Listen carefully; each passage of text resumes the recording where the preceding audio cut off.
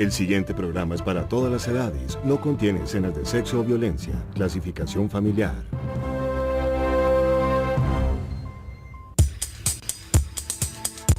El siguiente programa cuenta con el sistema Closed Caption.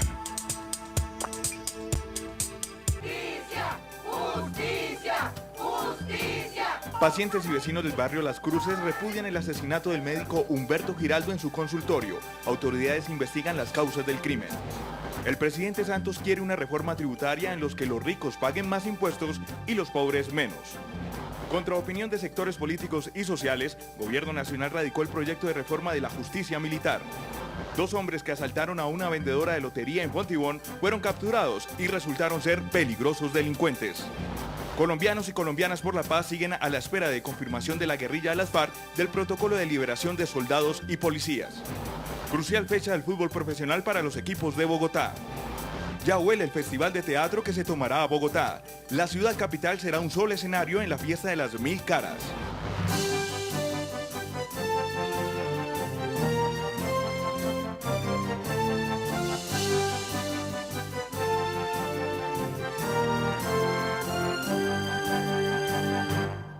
Buenas noches y bienvenidos a las noticias más importantes de Bogotá y Colombia. Conmocionada se encuentra la comunidad médica de Bogotá tras el asesinato esta mañana del doctor Humberto Giraldo, coordinador del Hospital Las Cruces, quien recibió 2 disparos de manos de sicarios.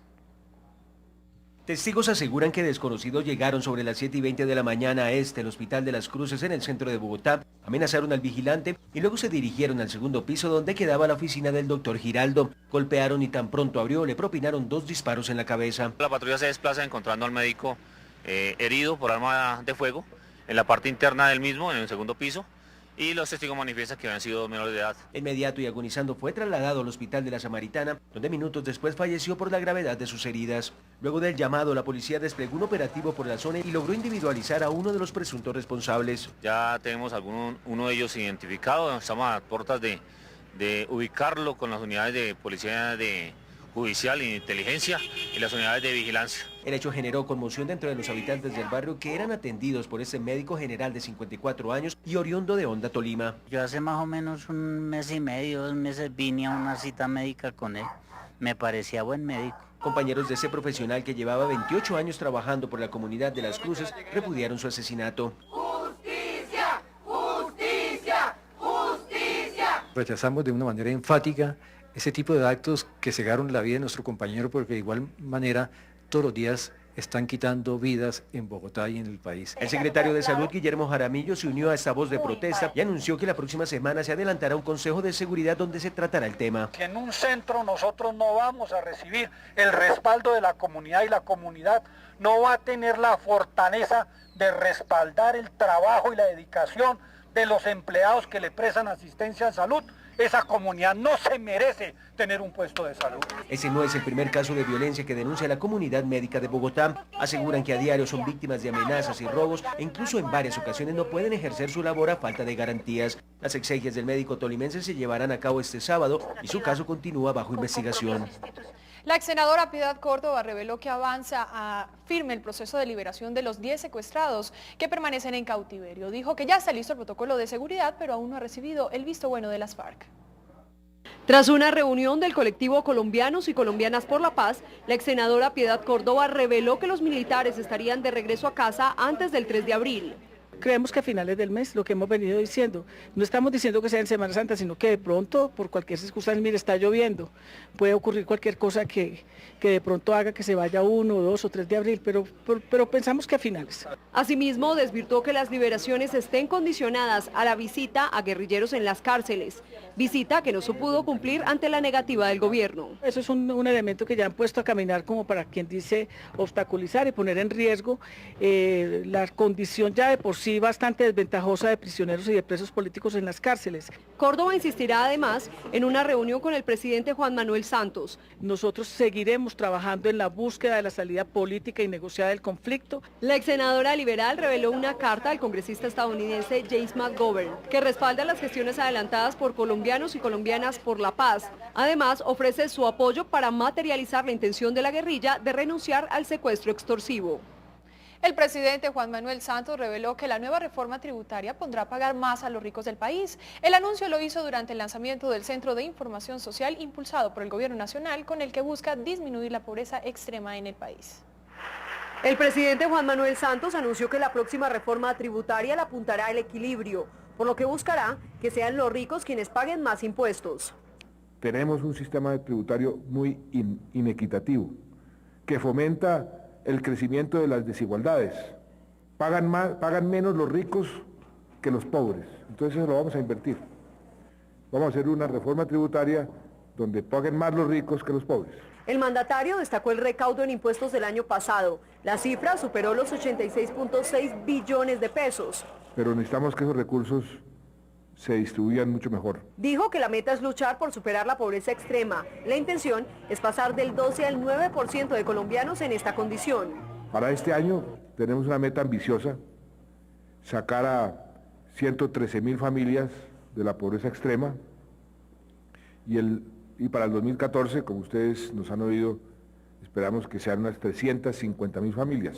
Si se logra alcanzar la meta, Colombia dejaría de ser el país de América Latina con más ciudadanos en condición de pobreza extrema. El ministro de Defensa, Juan Carlos Pinzón, acompañado de la cúpula militar y de algunos miembros de la Unidad Nacional, radicó ante el Congreso de la República el proyecto de reforma a la justicia militar, iniciativa que establece un marco jurídico para juzgar los delitos cometidos por los miembros de la fuerza pública.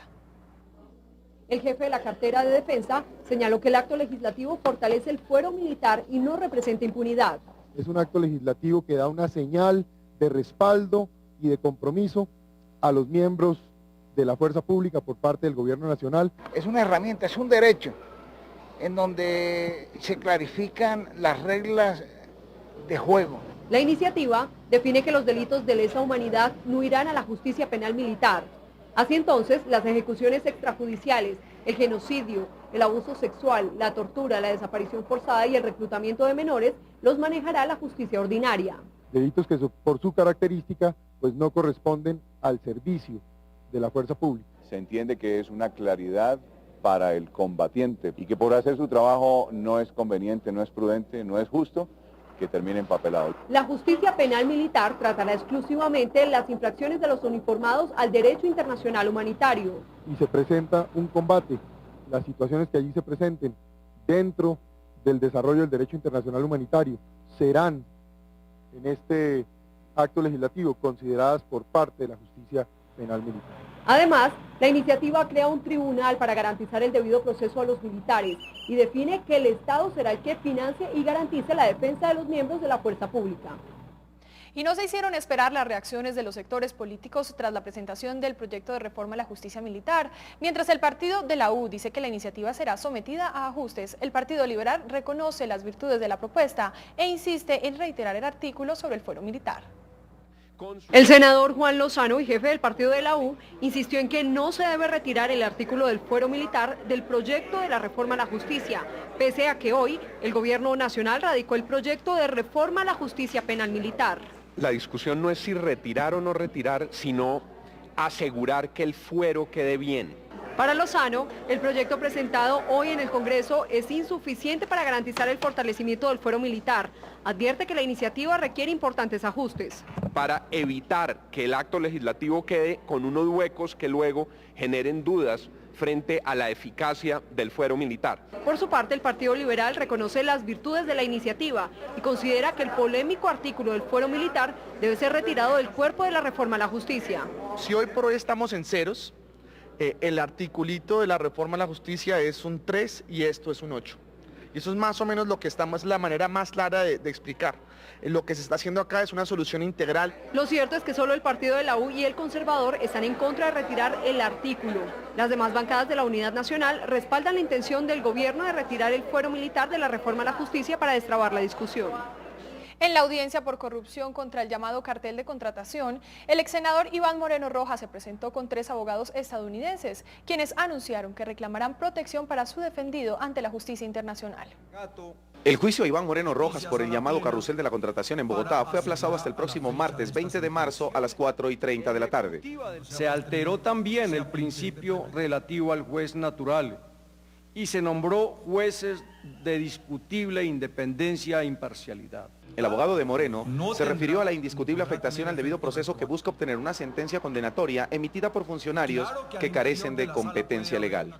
El artículo 8 de la Convención Americana establece en sus numerales 1 y 2 que toda persona tiene derecho a ser oída con las debidas garantías y dentro de un plazo razonable por un juez o tribunal competente. Lo que resultó curioso a la salida de la jornada de hoy en la Corte Suprema de Justicia fueron las declaraciones del abogado Christopher Klein, quien aseguró ser un vedor internacional que está inspeccionando que se respete el debido proceso en el caso de Moreno, pero que en una carta firmada por él junto a William de la Hunt aparece como representante de Moreno.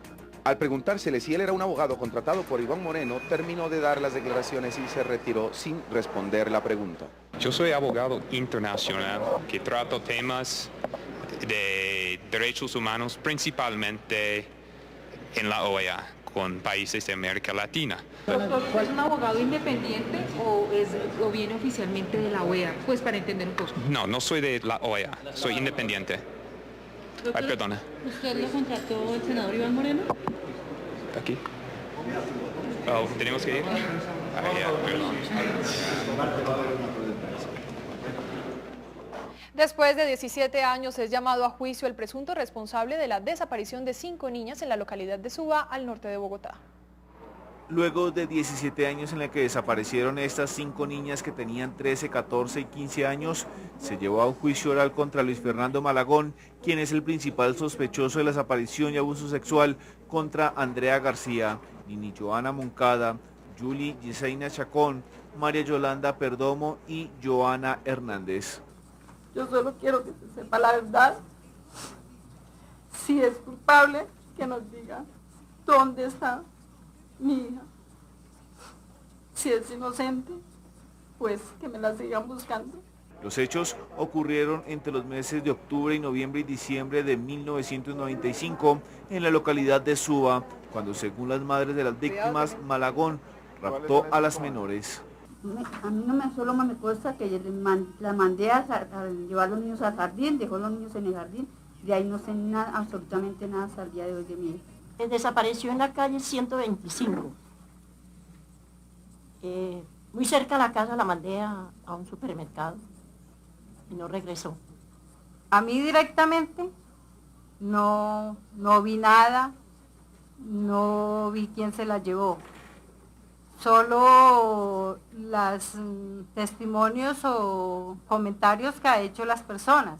Malagón fue denunciado por su hijastra, quien reveló ante las autoridades que ese tenía conocimiento de lo que había pasado con las menores. La hijastra de don Luis Malagón decía que Andrea, este señor Luis, la había cogido y la había encerrado, la había amordazado y la había matado. Porque ella siempre decía eso. Luis Fernando Malagón se encuentra en la cárcel pagando una pena luego de acabar con la vida de su exesposa. Y por ahora no se sabe cuál es el paradero de las menores que desaparecieron hace 17 años. Y la Policía Metropolitana avanza en la elaboración de un nuevo cartel con fotos de los presuntos vándalos que atacaron el sistema de Transmilenio la semana pasada. Varios sectores sociales de la comunidad esperan que no hayan equivocaciones como en el primero.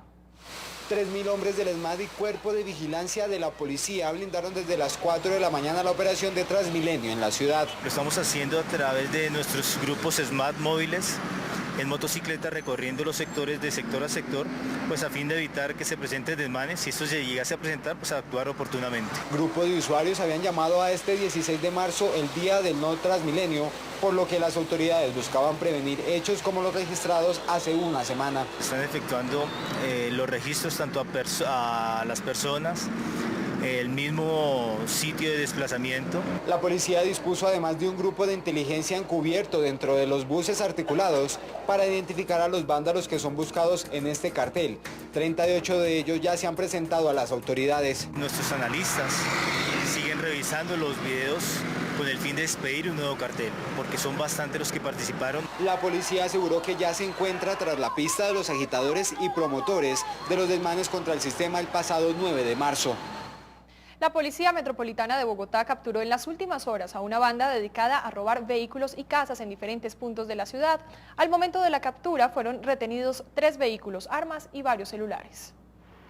Luego de un seguimiento por más de 6 meses por parte de las autoridades, la Policía Metropolitana de Bogotá capturó una banda que se dedicaba a robar vehículos en diferentes puntos de la ciudad para luego deshuesarlos y venderlos. Haciéndose pasar de compradores o arrendadores de inmuebles. Una vez las personas les mostraban las residencias, ingresaban y los golpeaban, los amordazaban y les hurtaban los vehículos. La SIJIN de la policía interceptó varias llamadas de este clan en los que manifestaban cómo atacar a sus víctimas o dónde se encontraban los documentos de los vehículos al momento del robo. Estoy acá, dígale a dónde están los papeles que están en la cartera. ¿A la cartera? Le pregunto, ¿los papeles de la camioneta? ¿A dónde tienen los papeles de la camioneta? Ahí en el carro. ¿En la guantera o encima del patio? En la guantera, que en la guantera. Bueno. Los vehículos eran transportados o llevados a municipios cercanos a Bogotá y posteriormente, pasados varios días, los volvían los traían a Bogotá y allí los desguazaban.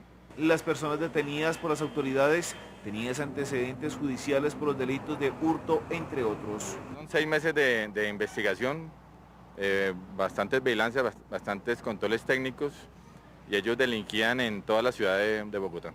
Al momento de la captura, esta banda tenía estos vehículos, armas blancas y de fuego, junto con una munición y otros elementos.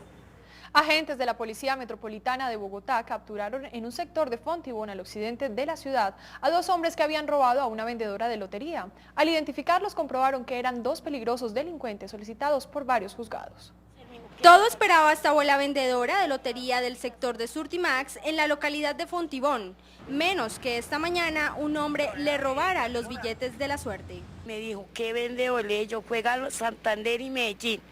Entonces él me miraba y me como tenía algo así, me hacía cuando yo me cogió y me rapó el gancho y corrió hacia el moto. Yo gritaba y decía, ayúdenme, ayúdenme, ayúdenme, cójanlo, me robó.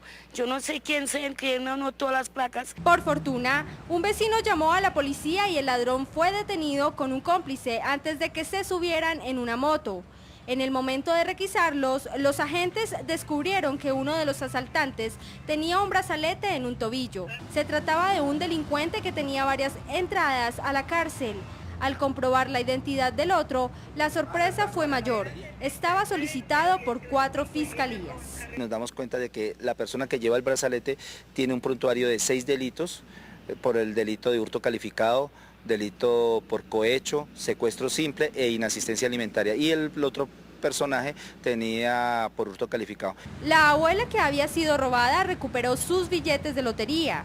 Lo importante es que recupere la lotería. Los ladrones profesionales que tal vez pensaron que robando a la abuela se ganaban el premio mayor de la lotería, responden a los nombres de Rafael Rodríguez Palacios, de 35 años, y Luis Javier Martínez Rodríguez, de 40. La suerte se les acabó. Desde hoy mismo volverán tras las rejas.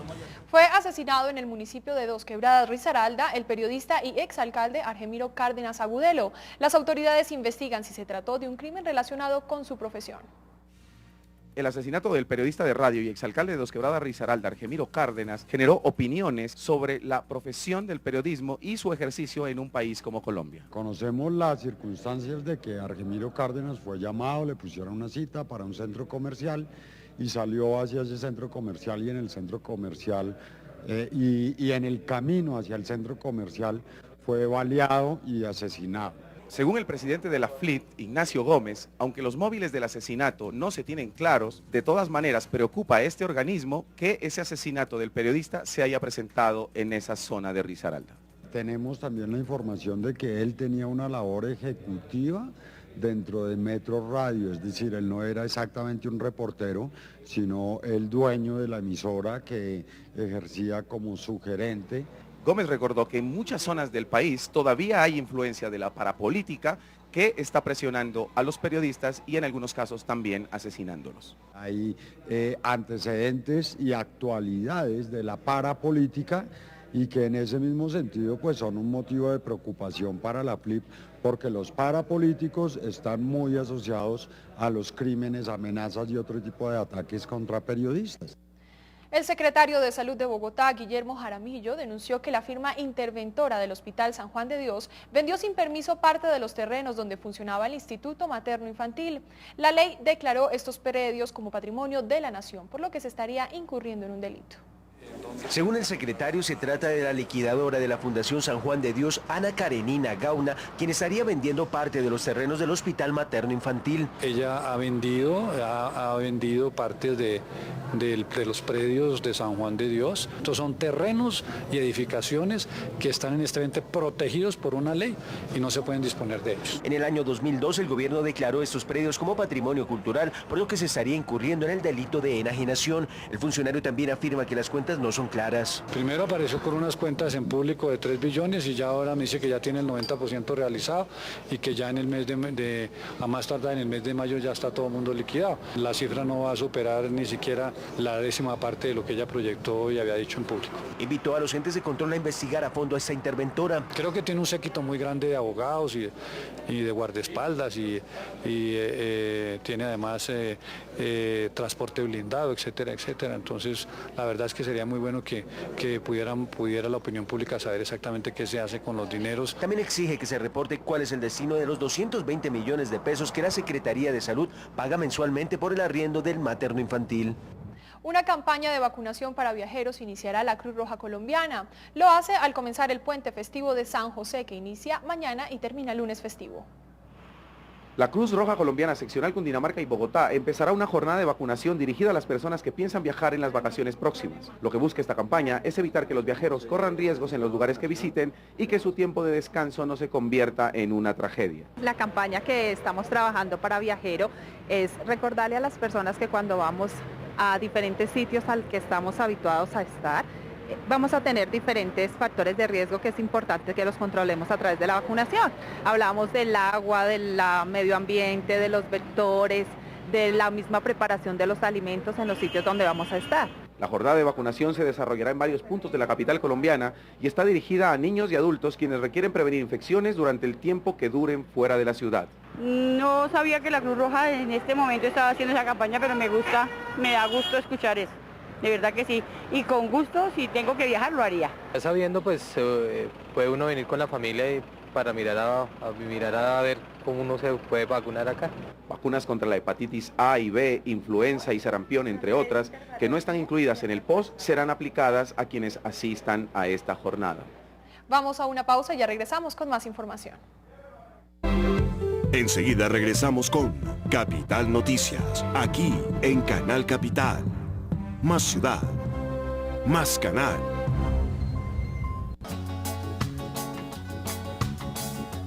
Soy una playa del mar, fantasma la ciudad.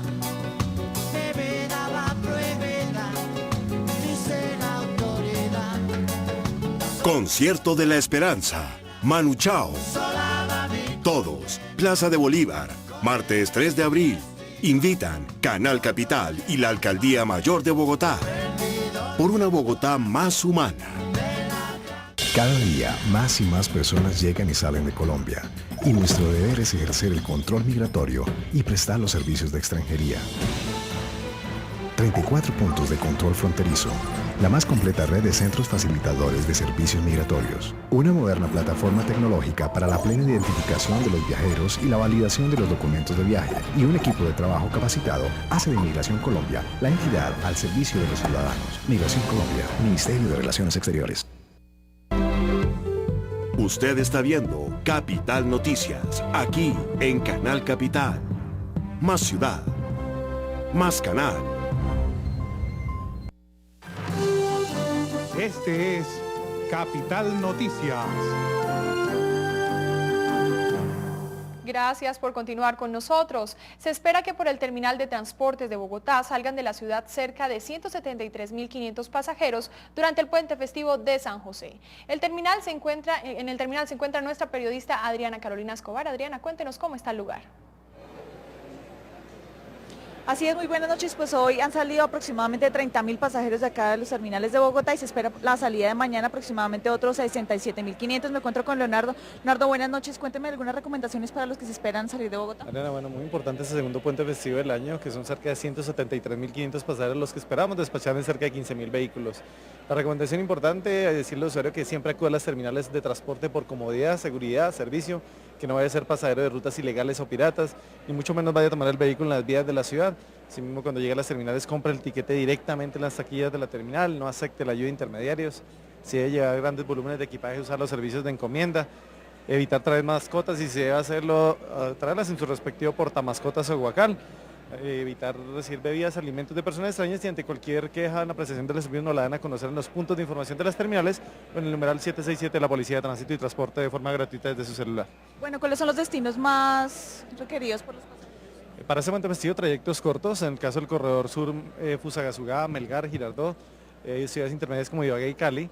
En el caso del corredor norte, Sogamoso, Chiquinquirá, Tunja. Por el corredor oriente presentamos a esta hora una alta salida hacia la ciudad de Villavicencio, teniendo en cuenta que se está adelantando el Mundial de Mujeres Vaqueras en esta ciudad. Asimismo por el corredor occidente, Villeta, Honda, La Dorada, Medellín. Bueno, para los niños que viajan con sus papás. El llamado a los padres es para que estén atentos siempre a sus hijos, que no los abandonen en ningún momento. También disponible un dispositivo de seguridad apoyado en cerca de 120 efectivos de la Policía Nacional, 151 vigilantes de seguridad privada, que van a estar monitoreando las terminales las 24 horas para la comodidad de todos nuestros usuarios. El llamado a los padres de familias para que siempre estén a la mano de sus hijos, que en ningún momento los pierdan de vista y no los abandonen en ninguno de los puntos de la terminal. Animales que lleven en los vehículos. Bueno, recordar que existe una prohibición de transportar especies de fauna y flora silvestre, pues esta va a ser incautada por las autoridades ambientales. Y en cuanto a animales domésticos, como lo decíamos hace un momento, traerlos en su respectivo portamascotas o guacal para que puedan ser transportados fácilmente por las empresas transportadoras. Bueno, muchas gracias, Leonardo. Recordemos que aproximadamente 1.500 policías van a estar custodiando las principales vías del país. Esta es toda la información desde el Terminal de Transportes de Bogotá. Adriana Escobar, Capital Noticias.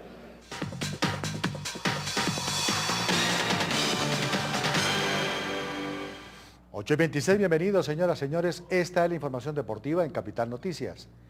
Está para comenzar la octava jornada de la Liga Profesional de Fútbol de Colombia en la ciudad de Barranquilla. Se medirán Junior y Patriotas de Boyacá. Y está para comenzar una jornada de mucha expectativa y ansiedad para los equipos de Bogotá. Santa Fe y Millonarios urgidos de buenos resultados en la liga. Hay una coincidencia en la fecha profesional de este fin de semana para Santa Fe y Millonarios. Los dos requieren ganar. En el Santa Fe, el técnico sigue señalando que cuenta con el respaldo de los directivos. No estamos en ese momento de meterla. Creo que son rachas y estamos ahí, en esa. Y los jugadores siguen insistiendo en que las cosas saldrán pronto bastante bien. Todos estamos pensando en el mismo objetivo. El presidente de pronto dio ese respaldo que necesita el grupo para que este grupo se siga manteniendo de esa manera. Por el lado azul, el técnico insiste en que es responsable de algunas cosas. Todos estamos preocupados. Los primeros preocupados somos los que estamos con el mayor responsabilidad. Y los jugadores saben que la responsabilidad de ellos es en la cancha. Y los jugadores saben que ante el Itagüí en el Campín tienen que ganar. Lo único que yo les puedo decir es que ya no podemos hablar tanto sino hacer. Hemos hablado 1000 cosas, hemos solucionado todo con palabras, con mensajes, pero de nada sirve si no tener resultados. Entonces la idea de nosotros no hablar tanto, ni decir, ni prometer, sino hacer y bueno, es nuestro único objetivo, clasificar. En 48 horas para Santa Fe Millonarios puede tomar un nuevo rumbo el torneo profesional de acuerdo a los resultados que obtengan en este fin de semana. Después de 2 años vuelve al Estadio Libertad de Pasto Equidad Seguros. El conjunto verde de Bogotá está cuarto en la Liga Profesional. La próxima parada de la Equidad en la octava fecha de la Liga será en el sur del país el domingo para medir fuerzas con el Deportivo Pasto. Pasto es un rival, pienso que directo, por lo que ha venido haciendo. Hasta ahora pierde su primer partido. Entonces Equidad tiene que seguir en esa medida de coger la curva ascendente. Los aseguradores llegan con la camiseta inflada después de haber conseguido 4 victorias consecutivas, incluyendo el último triunfo frente a Millonarios por la Copa Postobón. Habíamos dicho que más o menos en la quinta fecha tenía que ir cogiendo lo que tenía y yo creo que ha venido bien. Los últimos 3 partidos ha culminado En los otros había jugado bien, pero no había culminado. Equidad se ubica en el cuarto lugar de la tabla de posiciones y un triunfo lo dejaría muy cerca de los punteros de la liga. El trabajo que se viene haciendo es un trabajo serio, importante, como siempre se ha hecho aquí en la Equidad, y nosotros como jugadores lo hemos tomado de esa forma. Tenemos algo trazado que es ser campeones y eso nadie nos lo va a sacar la cabeza. Los de la Casa Verde capitalina no tendrán el lateral derecho Víctor Giraldo, expulsado en el último partido contra el Quindío. Su reemplazo será Wilmer Díaz. Gracias por su atención. Una pausa breve, señoras y señores. Después de ella, aquí en Capital Noticias, Lina Pulido con ustedes.